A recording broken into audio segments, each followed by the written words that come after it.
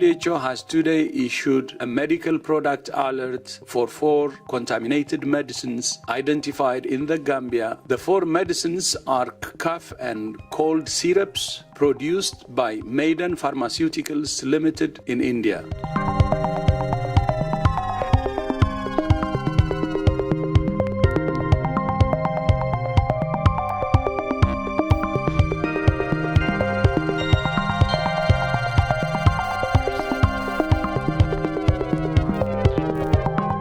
While the contaminated products have so far only been detected in the Gambia, they may have been distributed to other countries. WHO recommends all countries detect and remove these products from circulation to prevent further harm to patients.